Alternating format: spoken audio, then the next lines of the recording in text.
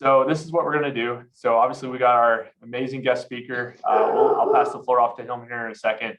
But I just love to start this off with a prayer, as always, and then we'll get started. Dear Lord, thank you for everything you've given us. Thank you for just an amazing group of people. Thank you for this group of agents that we get to do life with on a day-to-day, week-to-week basis. I pray that we just take this mastermind call in effect, and we're not just be here of today's call, but we do be doers of the deed, and we take action and implement things we do learn. And pray that you be with Drake. Just let the Spirit flow through him as he's speaking and educating the people in this group, and pray that we just all level up today. And just name I pray. Amen. All right, so I'm super excited. So Drake's been a longtime friend of mine. We met 2010 in high school. 2010, and this guy was the first person to ever come up to me. I was a brand new kid at a new high school, super shy, didn't want to talk to anybody, very introverted. And Drake was the first person to come up to me and speak to me and say hello. And by the way, that was like 3:05 in the afternoon. I went the entire day without saying one word to anybody. But Drake, he's a high character dude. He's done business. Recording in progress. Put you on mute there. Yeah, so he's blown up. So he was able to quit his job just a little over a year and a half ago, 2 years, less than 2 years ago. And he's been full-time real estate. He's now on track to sell $27 million of real estate with him and his team. And his team is not like a big group of 10. It's just two.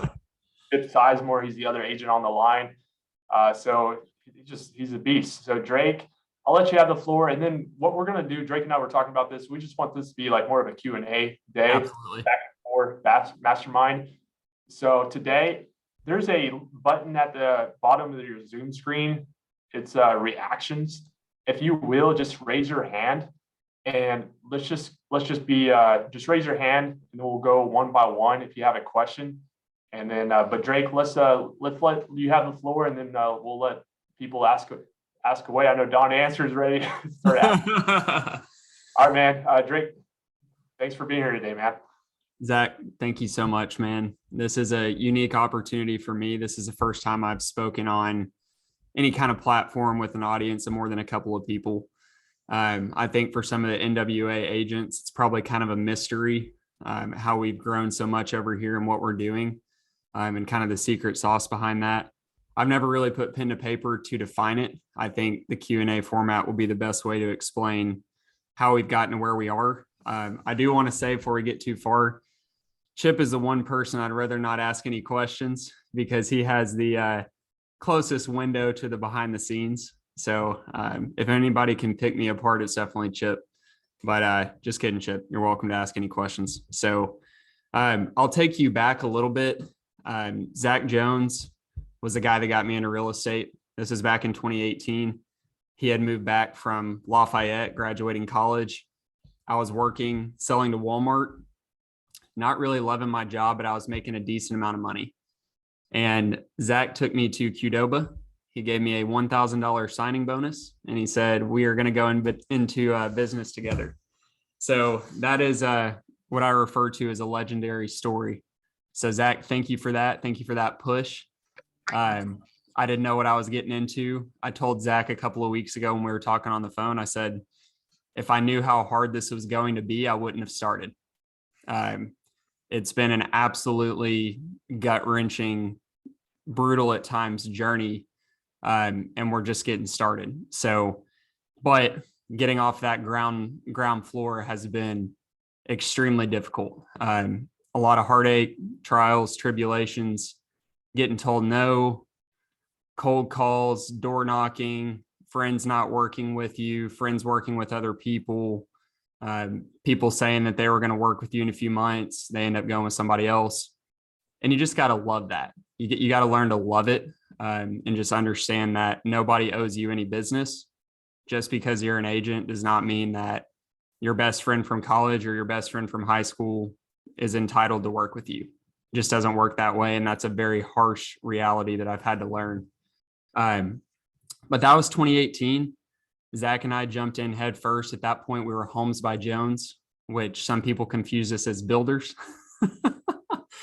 So maybe not the best naming convention there, but I was all in. Zach and I went to battle together. Chip jokes that Chip was living with Zach at the time. Chip would leave to go to work and Zach was writing handwritten letters. He'd come back from work and Zach was writing handwritten letters. I was popping in the morning before work and at lunch to help with said letters and phone calls. So Zach really helped me with getting uncomfortable getting on the phone because I was just used to a world where your job was just presented to you. This is what you do every day. You leave at 5 and you move on, package it up and do it the next day. So this was all new to me. And yeah, we just hit the phones hard. So that was 2018. 2019, same thing. 2018, Zach, I think we had 1.8 million in sales total between the two of us. You guys can do the math. That's not a lot of income. So needless to say, I was not sold on quitting my job. I was seeing the struggle Zach was going through. 2019, more the same. I think we leveled up in 2019 to about 2 million in sales, to where we got the lowest level plaque at Neighbor Awards. And I still wasn't sold at this point. I was like, man, this is tough. Like, I've never been shot down so many times. 2020 rolls around. At this point, we become Jones, Brashears and Associates. I am now leaning more towards going full time. And Zach, you'll have to help me with this. Just correct me if this is wrong, but I think it was March of 2020, we did 2 or 3 million in sales. And this was the first month that I think we both saw 25, 30 grand in a month. And I'm a pretty high risk individual. So once I saw that, that's all I needed to see. I told Zach, I was like, dude, I'm putting my 2 weeks in. As soon as I closed this last deal, I had a deal that was in Fayetteville. Due to having to have a W-2 during underwriting, I was like, May 8th, I'm done. I'm out. So I closed this last deal, which if you have a W-2 job right now and you're part-time, keep that and get a few more properties. But I closed that last deal, put in my 2 weeks, and it was off to the races from there. At this point, Chip, who had been a long, long time friend, just a little bit older than Zach, back to like 2005, Chip was a long time friend and associate of mine. We had a lawn mowing business growing up. So we were the rare 27-year-olds that had like 15 years of working experience together. And Chip calls me. He's like, hey, man, I'm going to quit my job too. So now you've got me, just quit my job, fell off a cliff, cashed out my 401k. Let's rock and roll. Zach, he's just starting to get a little momentum. Chip quit his job. So you got 3 dudes that are trying to support themselves, and our sales business the year prior was around 2 million in sales. We worked out of my apartment, which later transitioned to my house. And in 2020, we almost hit 10 million. That breakthrough was just due to not taking no for an answer. Whatever we need to do to get a deal, whether it's 100 grand in Bella Vista, whether it's 350 in Fayetteville, if you send us a lead or you text us, you flirt with us a little bit, we're taking you on a date, you're signing the EBAA, and we're not letting you go until you buy a house. So fully focused on that circle. 2021 rolls around. This is the point where Zach was really leaning into the 20K agents organization. I knew he wanted to be in Texas. This was a conversation we had had. And at the end of the first quarter, we dissolved JBA, went in with Great Team Win Group, which had been our slogan the whole time and was a natural rebrand. Kept the same colors. So obviously Zach jumps into 20K. He has a heart and a passion for the agent onboarding side. I wanted to do sales. Didn't make sense for us to work together anymore. And I think we can both say that that decision alone helped accelerate both of our businesses to a level that we couldn't have imagined, just with extreme focus on what we wanted to do. So that happens. We finally move into a little office over by a tanning salon in Rogers. It was $800 a month, nothing fancy. And at this point, I'm so dialed in. I'm used to delivering a sales forecast. I've got our sales forecast for the year for 17.1 million. We have it broken down by month. We know how many units we need to do. We know how many consultations we need to conduct to get it done. And we go deliver a year right over 17 million. And that was last year. Last year changed my life. All of that work and all of the seeds that were planted to go do 17 million in sales was really indescribable. It was crazy. I was able to serve people at a scale I could have never imagined. I think we closed around 70 deals last year. And at that point, now we had applied downward pressure on the whole market. That's anybody under 30 in NWA. They know who we are. They know that we came out of the gate hot. So we roll that momentum into this year. And this goes back to Zach and I working together. It's training camp from November to January. That's the time where you're going to want to sit on your hands, talk about the holidays, complain about interest rates, whatever the narrative is that year. That is when we double down. And so 2021 into 2022, we did the same thing. Said, hey, we're going to work until December 15th. We're going to stay on the phones. So my forecast for this year was 28 million. That'd put us in the top 25, 30 teams in the area. And again, it's basically me and Chip. We have one part-time agent who doesn't do as much volume. So that's where we are today. That's my real estate journey in a nutshell. I've never told the story. So I think this is a good place to open up for Q&A. Would love to get some good questions from you guys. And I think that'll spawn some more conversation. So thanks.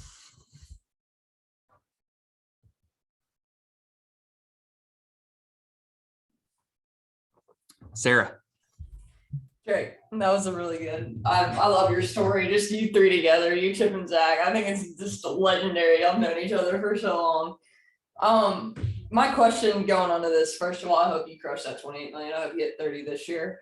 What strategies are you kind of implementing to go from 17 to 20 to 28? What is making you, progress that much in such a short period of time? So that's a really good question. I think I would back up a little more to that first breakthrough, which was like 3 to 10. And then I'll talk more to answer your question. But when we were at 3, we weren't as process oriented. So now we've developed a sales funnel that basically we have what I call like the M of the funnel, which is the marketing. So that's the top of your local real estate sales funnel. You market. The A part of your funnel would be you make an outbound call to the person, you meet them for coffee, you write a handwritten letter to them. And Zach knows all about that. That's the A. That's a touch point. The B is going to be, maybe you're top of mind. Hey, we're interested in buying. And then, hey, slow your roll. We want to bring you in for a buyer's consultation. And here's why. It's going to make my job easier. It's going to make your experience better. So that's B. So that'd be a listing consultation, buyer consultation. C would be they sign the EBAA or they sign the ERS. So that's our C part of the funnel. D would be we're writing offers and we're doing showings. So we track all of these things. And then E would be under contract and then closing. So I think from that 3 to 10, it was skipping the first few steps and just getting out into the field and start showing property. And where we're at now is we won't even, I tell people this all the time, I don't get paid to unlock doors. So if you don't make an agreement up front that you're willing to work with us, we don't even take you on as a buyer. So I think it's just building that confidence in the rigidness of the process to where Chip can talk about this as well. But even if it's our best friend, hey, we've got a script for that. Zach's heard this one too. Hey, I know we've known each other for a long time and we've been really good friends. We're about to enter into possible negotiations together and you're going to be our client. We want to treat you with the respect that you're due, which is our standard process. So we try to, no matter where somebody is positioned, we bring them back into the funnel, like with no exceptions. So Chip, you got something? Yeah, well, first off, Zach, thank you for coordinating this. I'm sure a lot of value will be taken from the conversations that we're able to have as a group. Um, I think out of Zach and Drake, I was the most inexperienced. And with them starting in 18, I officially started in 2020. Both Zach and Drake have been mentors of myself, being able to put myself in the position I am in today. My question, Drake, for you is, was there ever a point throughout this journey that you've been on over the past 5 years that you had thought about quitting and the struggles that came from that? And how did you battle that thought when things maybe weren't as great as they are today to get through that wall per se and to be where you are today? Zach's laughing because he knows my answer. So Zach and I used to say this thing. This was like in 2018 through 2020.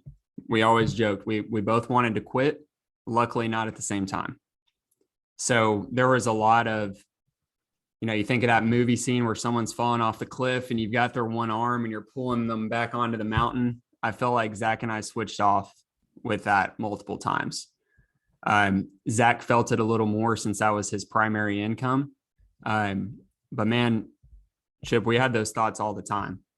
And I think, real estate sales, you're just not going to derive the benefit of the career in those first couple of years.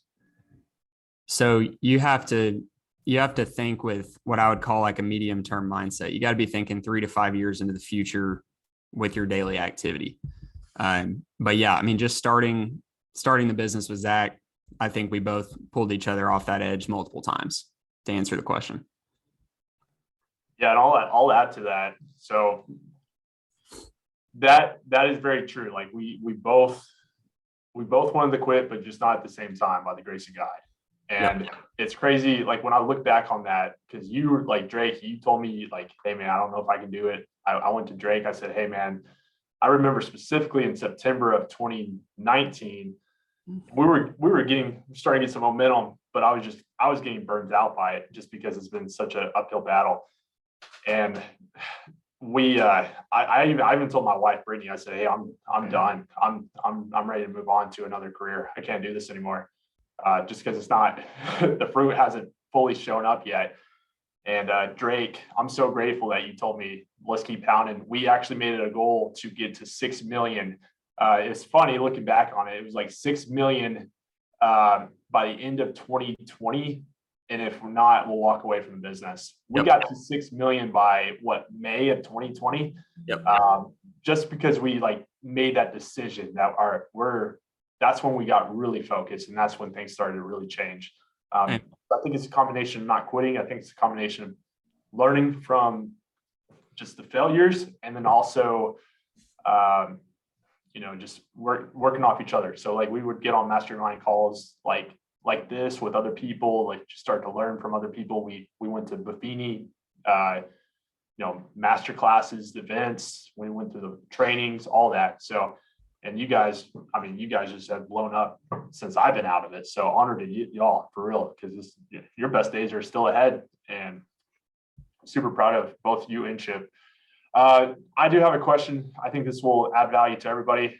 So walk us through your buyer process. So say you're working with a buyer. What is the most effective? I know you were kind of talking about it, but can you get a little more detail on some of the questions you're asking, some of the things you're telling them to make it a very efficient process, because I know you're a very structured guy. So can you walk us through that? Yeah. And really the structure, it's mostly to protect time. And I think back on the way we sell in our strategies, and it's a combination of Buffini. It's a combination of some of the coaches that you were working off of then, Zach. It's a combination of some of my experiences. Everybody sells differently. Everybody in your organization is going to sell differently. But that doesn't mean you need to shy away from a framework.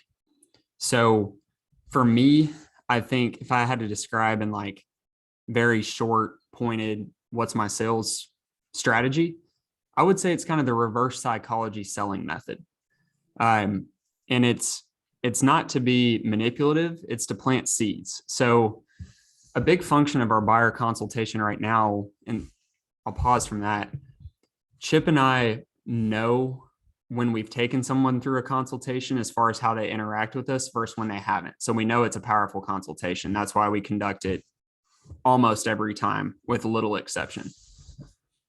But what I'm doing on a buyer consultation, I'm taking it from, texting, which isn't official, to, hey, let's go on a date. So I'll send them a Calendly link. They will fill out form fields on Calendly. If you don't have that software, take a note. I should be a sales rep for them. It changed my life. You don't need an administrative assistant if you have Calendly, period. You just don't need it at all. So we have a 10 questionnaire form field for when they book a consultation. That includes, hey, do you want to come into the office or do you want to meet on Zoom? 1 to 5, how strong of a buyer are you? Do you have $0 to $10,000, 10,000 to 20, 20 to 30, on up to 50 to 99 or 99 plus? How soon are you looking to move? So we're planting seeds already where they have to answer how soon they want to be in a house, how much money we have to put down. So that's how it starts. So when they walk in or we meet them on Zoom, we already have info around their financial situation, if they've been pre-qualified. So you're not spending the meeting filling out if it's a strong buyer, if it is going in, and that's valuable. Once they're in the consultation, we go through, this is all about you. This is your process. The reason there's no names on our business is we've removed the ego from the business. This is creating a great team win. By the way, it's free to work with us on the buyer side, the whole spiel, make it on the up and up. And then the key pillar of our presentation is we go through the 5 ways to strengthen your offer. So we explain, purchase price, we explain closing cost. We explain the different levels of strength with an inspection. We explain the paragraph 30, which is like the appraisal gap guarantee, and then the non-refundable deposit. So in my eyes, there's 36 paragraphs in a contract. Only 5 of them really matter. So you're spinning your wheels explaining a termite policy. They're not going to remember that. So explain those 5. So to reiterate, that's explain purchase price, explain why the highest doesn't always win, explain closing costs, which is basically you're not going to get them in this market unless the home's been on market for a month or so. Explain non-refundable deposit and the levels of strength, explain the immediate one, the post-inspection, and the none, and how that swings the leverage in a deal and how listing agents view it. Explain inspection, explain, the strongest thing we could do is waive the inspection, but what we'll probably lean towards is we want an inspection, but we're not going to ask for repairs or concessions. Explain that. And then explain what it's like to a seller when you just have full rights to an inspection and right to renegotiate. Explain how that seller might not know that the purchase price you offer is what the closing price will be. You might not get selected for that reason. And then a big one we've implemented this year is explaining paragraph 30. So we have something called an appraisal book. We give live examples of how the appraisal outcome affects your cash to close. And all of these things are while there's no emotions, while you're not outside of a house, you're planting seeds for this buyer of how they're going to strengthen their offer. So what this does is if it works correctly, they sign the EBAA, you're doing less showings. People are writing stronger offers. You're not having to explain what they're signing when you're out in front of a house and emotions are high and their parents showed up or whatever. They are equipped going into showing number 1. And what we've seen is that we have a lot faster conversion rate than a lot of agents probably do, which allows us to do higher volume with a smaller team. And it all starts with that consultation.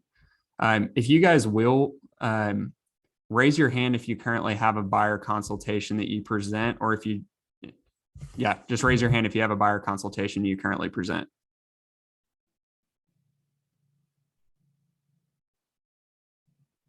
Bernadette. So Jet, Paul, Sadie, you guys do not do this currently. Sarah, I see you. Don has one. Gotcha. So guys, that's the first step. Purchase price, highest offer doesn't always win. Awesome. That's the first step. And I would be happy to follow up with you guys, because another thing that I've realized being in the business, we all need to carry the abundance mindset. You not sharing out with other agents, especially in your brokerage, how you get from point A to point B does you no good. Absolutely no good. So I'm happy to follow up with you guys if you want some tips and tricks on how to build a buyer's consultation. Don, you have a question?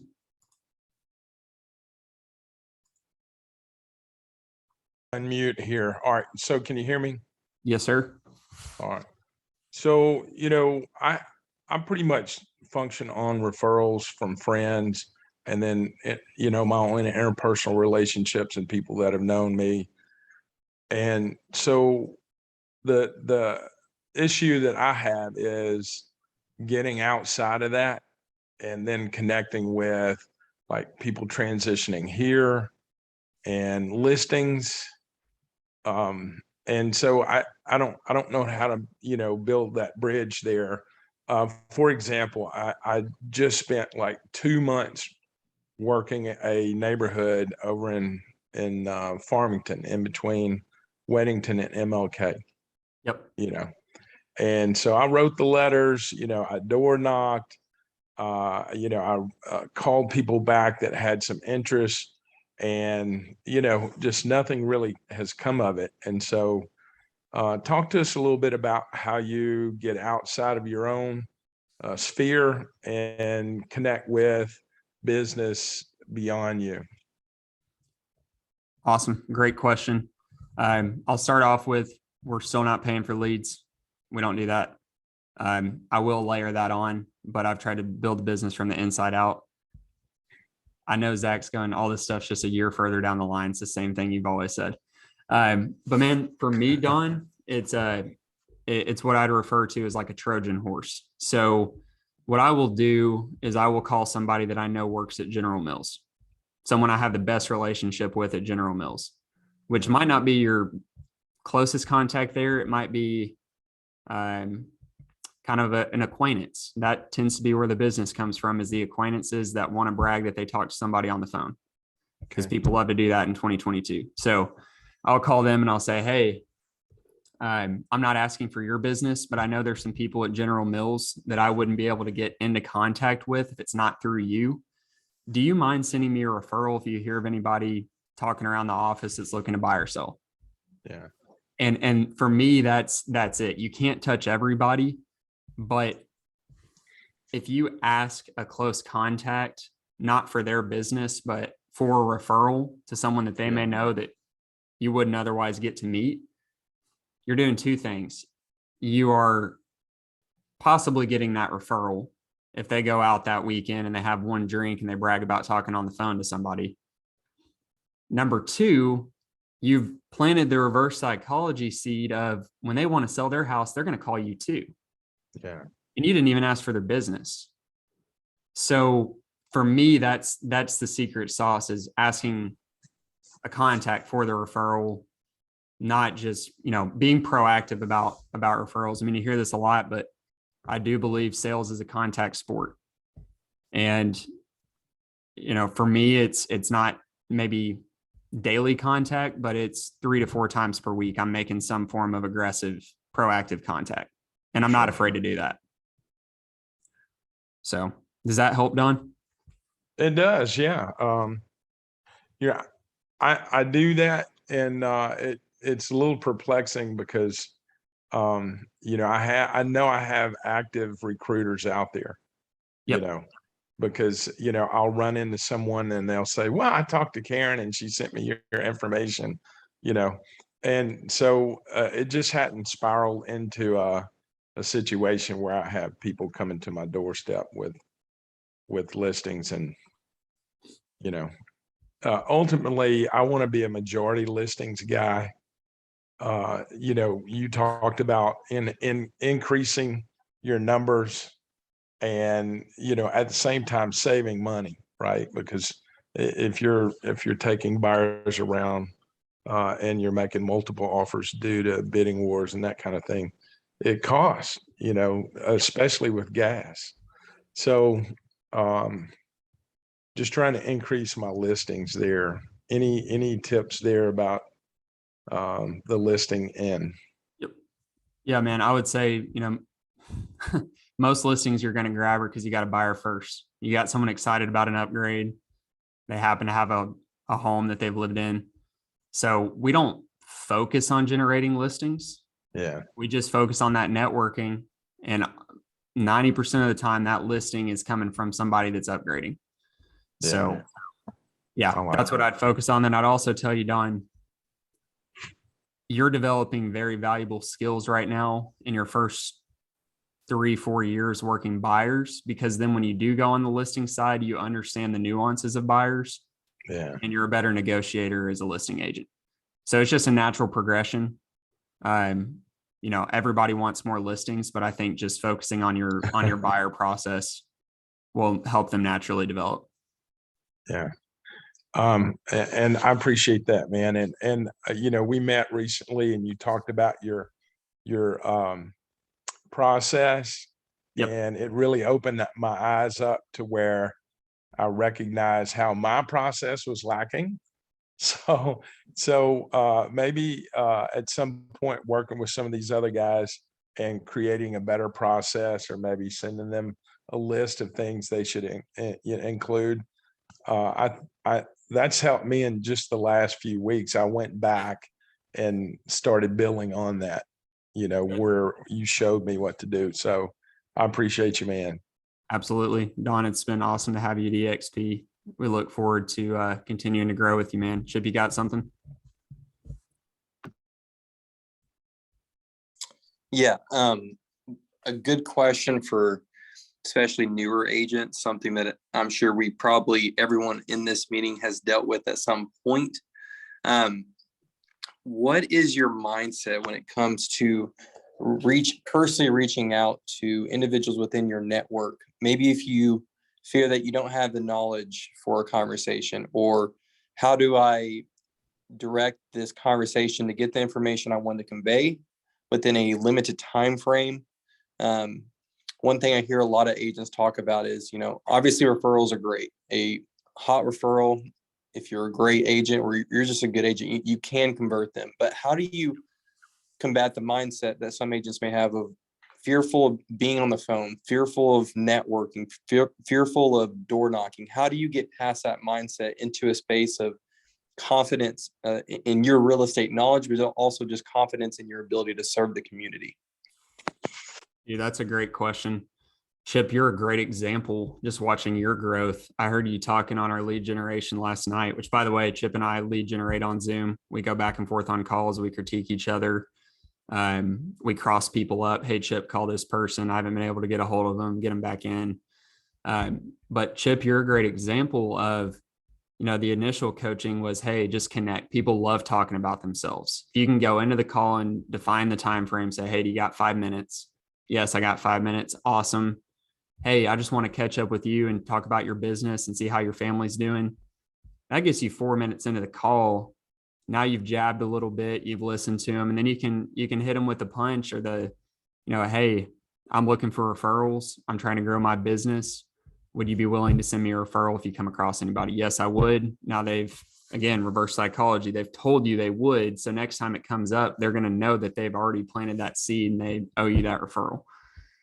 So that's number one. And then I would always lean towards authenticity. Chip, now you can talk anything about the market, whether that's interest rates, new construction fluctuation, comps, like it's the back of your hand and it's no issue. And now when you're calling those people that you initially built relationships with, now you're also continuing to build a relationship, but you're adding value. And now you're at the point where, like you said last night, I actually look forward to this, which is where you want to be. So I think, again, it's just a natural progression. It's not being as good of an agent as Chip can be, or as good of a lead generator day one, but focusing on, a few years down the line, which you've done. So now you're dangerous, man. Jet, what you got? Yeah, I know we've been talking a lot about like process and stuff like that, but Zach he's just bragging on you all the time how you have like really good structure. And I guess I'm just kind of struggling being in school, especially just like my schedule changes like every day. I was just kind of wondering what your day-to-day schedule looks like. Man, I'm not the best person to ask that. Man, for me, oddly enough, my number one focus some of the time is running, pursuing distance training. So I'm sort of a sprinter in sales. I'll go super hard where I'm focused primarily on work for a month, 6 weeks.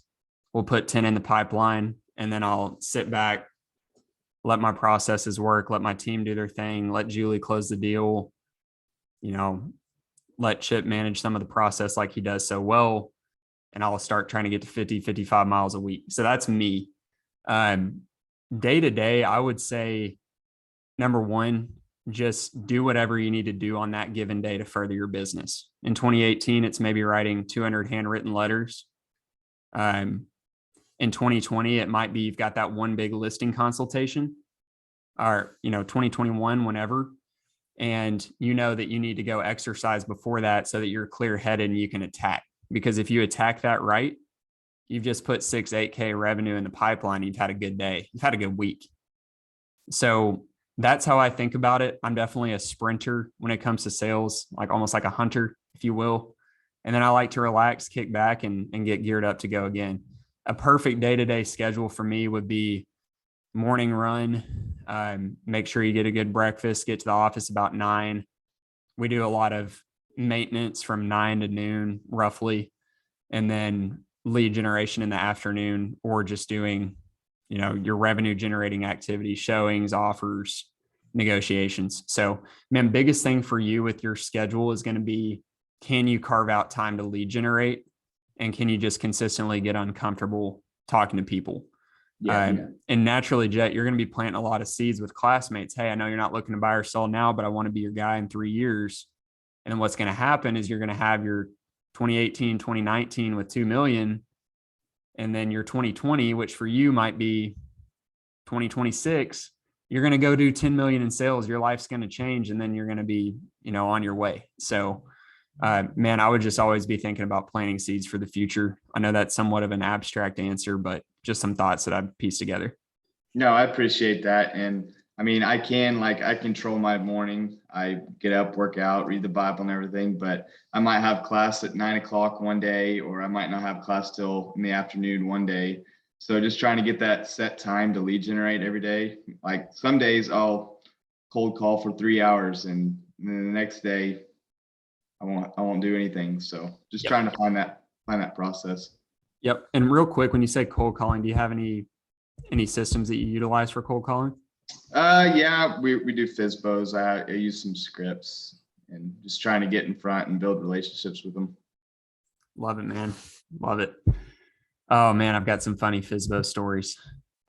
I called a guy for, I think, 40 or 45 straight days in 2020, 135K listing in Gentry. Chip and I did 7 or 8 open houses and sold it in January.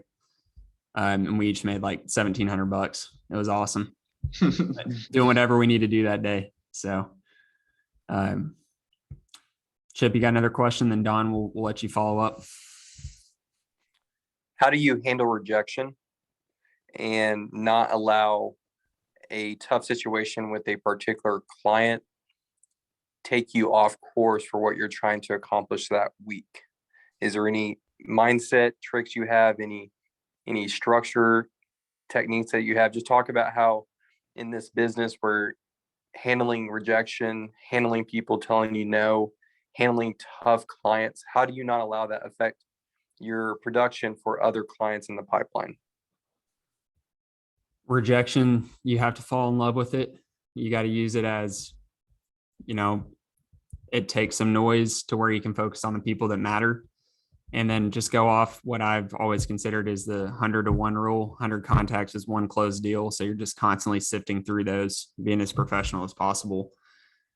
Chip, this is a really good point. What I think got us from the 10 million in 2020 to the 17 in 2021 was what we talk about a lot, which is the ability to box in deals where you're always going to have that one deal that's blowing up. But if you can psychologically put it in a box, deal with it 30 minutes per day, not let it affect your sleep, your mental health, your routines, that's what gets you into the higher volume kind of sphere. is if you can practice doing that, which takes a lot of practice. So I think that's just something that comes with experience. Again, 1 out of 10 deals is a dumpster fire, no matter if you're Chip Sizemore or Ricky Carruth or whoever you are. Like that's real estate. So just know that that's going to happen and just work on putting it in a box the best you can. That's my advice. Don? So another issue that I've come to grips with is, we have a lot of different agents with different personalities. Yep. And so I have a strength where I'm really good with people like me. But then when I run into personalities that are not like me, I'm not so good. So how do you make adjustments to connect with different people on different levels with different deals? Do you modify your personality? How do you assess people? That's been an issue for me lately. Yeah, that's a great question. My personal viewpoint on wealth building is you build wealth by the number of personalities you can match, the number of people you can work with successfully. So that's an aside, but Don, to encourage you again, like 1 out of 10 deals is a dumpster fire. Yeah. Even to this day, there's 1 out of 10 personalities that I don't match well with. I don't like dealing with the extremely accountant level detail oriented person. That's a tough match for me. But what you learn just from being in the business and communicating with lots of different types of people is, instead of it being, 1 out of every 2 that you're not a good fit for, you're growing that ratio to where, like I said, Yeah. I can navigate 1 out of 10 agents. There's going to be that one that I can't. But I would encourage you, man, the squeakiest wheel gets the grease for buyers agents right now. It's not uncommon for me to be in and out of 10, 12 phone calls on a weekend if my client says they want that house. Yeah. I will let them feel me. And I tell my clients, you will know if you're going to lose. I will tell you if you're going to lose because I'll know that. Yeah. So, I like it. that's just my mentality. I think we play such a high stakes game. You just got to consider, the willingness to make those 10 phone calls in a weekend to a listing agent. You got your client's livelihood and serving them on the line. And then you've also got, you got $6-7 grand, depending on the home value, to support your family. So Yeah. it's a high stakes game, and it's a little bit like poker. Just got to navigate it. So that's what I got. Sadie? What are some strategies that you use when you're going in a multiple offer situation, and let's say your client is at the top of their budget, so they can't compete with price? What are some strategies you do to boost your offer? Great question. Obviously, there's some nuances to it depending on situation. I would say in general, non-refundable is my favorite tool. I know to this day, if I'm a listing agent, I might only have, and I have 10 offers, I might have 1 or 2 that have an immediate non-refundable. The reason people shy away from that is you lose all the leverage out the gate, which is how you win an offer. Yeah. So again, it goes back to the education of your buyers, of explaining the risk that they're assuming when they put up a non-refundable immediately. You think with like non-refundable is in earnest money? Or Now, so Sadie, are you in Arkansas? no, I'm in Texas. Gotcha. Okay. So I know in Texas, it's a little bit different with like the 1% earnest money that's required. Yeah. I'm not sure. I mean, does anybody know any Texas agents if non-refundables in the contract? I've never heard of it. I don't even know what that is. So I don't remember exactly. I think in Texas, you cannot recover earnest money if you don't close at the fault of the buyer as well. So I think it's one and the same. In Arkansas, it's 2 different things. But yeah, I would just say, number one, to win when you're not the highest, but to be the best, is to put up money up front. And then some creative things too, like if you got a buyer that has a sale contingency and you're working with a big brokerage on the other side, maybe you write in paragraph 30, they get first right of refusal to bring a buyer for 7 days. So now you're incentivizing them taking your offer with the sale contingency because they might pick up the buy. That's a creative way to do it. Reaching across the line and paying some of the seller's closing costs is another creative way to do it. Yeah, I mean, it just depends on the situation. I'm just thinking of some contract terms that could be valuable. Yeah, definitely. Thank you. Absolutely. Thanks for the question. I do appreciate it. Zach, we're 3 over. I guess we'll ask for one more question, then we can go from there. Anyone else? Don's got one more. Don, what you got? All right, this is the question of the day for me. All I'm hearing is everything's getting ready to slow down, and it's the real estate agent body is going to shrink because the market's fixing to flip and slow. And so how do we, and then, the survivors will make the adjustments. So Yep. What are the adjustments for the survivors? Great question. One of my favorite quotes is, don't chase buyers in a seller's market. Don't chase sellers in a buyer's market. So you got to know what you're leaning towards. When I found out this is going to be tight inventory, I started really honing in marketing for listings, or when I get a listing, making sure that I'm selling other sellers, showing how good of a job we can do on listings with a full marketing package. So that's one. And then I also think, Don, just getting ahead of it, preparing with your circle, informing your friends and family. Hey, I think this could be shifting. I think this is going to be a tough time for a lot of agents. Now more than ever, it's important for me to be getting inbound referrals from people that I know and trust that probably work with good people. So I would lean into those few things for sure. But the agents that can weather the storm that's coming, assuming it is, we're going to be the ones also getting the phone calls of, hey, I really need to cash out my house. If you're able to hang in there. So yeah, that's my encouragement, Don. Thank you. Thanks for all the questions, man. Zach, thanks so much for letting me jump on here. I know we went a little over. I could talk about this stuff all day long. And man, I sincerely appreciate you hosting. Yeah, no, absolutely. I appreciate the extra time. Guys, I just posted a link in the chat box. That's Drake's YouTube channel. If y'all will, he's putting some outstanding content out. Go subscribe to him and watch some of the videos. You're going to get a lot of value. If you raise your hand if you got a lot of, I know I got a lot of value. I've talked to Drake plenty of times, right? Thank you, guys. So Drake, you killed it, man. I see you on bigger and bigger platforms. I'm honored to be the first one that you came on our platform to speak because your best days are ahead of you, my friend. So honored to have you here. You brought so much value. Thank you for being so honest and transparent about it all too.